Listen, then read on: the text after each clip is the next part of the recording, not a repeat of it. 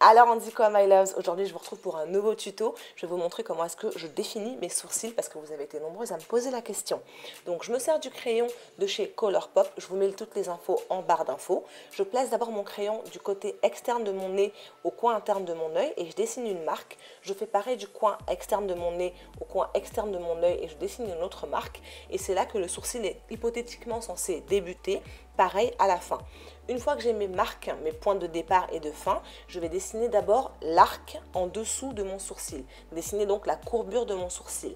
Vous pouvez choisir de dessiner la courbe de votre sourcil comme il vous plaît. Ensuite, je vais remplir mon sourcil avec ce crayon qui est très bien parce qu'il me permet de définir quasiment cil par cil, enfin poil par poil on va dire. Et comme vous pouvez le voir, mon sourcil prend déjà forme. Donc là où il reste des endroits à remplir, je vais redéfinir avec le crayon, rajouter du crayon pour être sûr qu'il n'y a pas d'espace vide.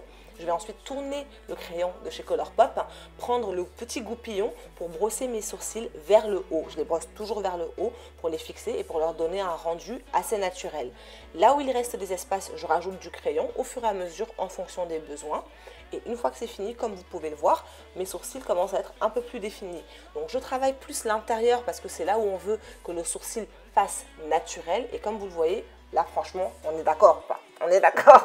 Donc mesdames, les sourcils, ce sont des sœurs. Ce ne sont pas des jumelles. C'est impossible d'avoir les sourcils pareils. Donc je vais dessiner de la même façon mon sourcil du côté gauche pour moi. Je commence par le bas et ensuite je remplis petit à petit en fonction donc de l'implantation de mes sourcils à moi naturels. On fait pareil, on prend le petit goupillon pour redessiner, pour positionner donc ces sourcils naturels et les brosser vers le haut. Et comme vous pouvez le voir, ça structure vraiment mon visage. Alors en temps normal, je m'arrête là et je sors, je vais au boulot ou je continue ce que j'ai à faire. Mais pour les soirs où je veux vraiment que mes sourcils soient bien définis ou quand je n'ai pas bien épilé mes sourcils, je vais prendre un peu d'anti-cerne ou du fond de teint et redessiner juste le dessous de mes sourcils avec un pinceau biseauté. Je ne fais jamais le haut, je trouve que ça fait pas du tout naturel, mais vraiment pas du tout. C'est pour ça que je ne le fais pas sur moi. Donc je vais estomper l'anti-cerne ou le fond de teint avec mon doigt. Et pour celles qui ont les paupières grasses comme moi, si vous avez les paupières grasses, je vous invite à fixer cet anti-cerne ou ce fond de teint avec une poudre libre.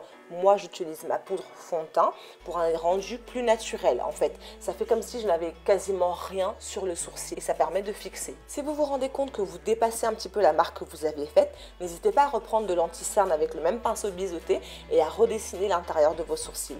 Et principalement, c'est tout my love. J'espère que cette vidéo vous a plu. Si c'est le cas, n'hésitez surtout pas à liker, commenter et à partager. Et je vous fais plein de gros bisous. À bientôt. Mouah.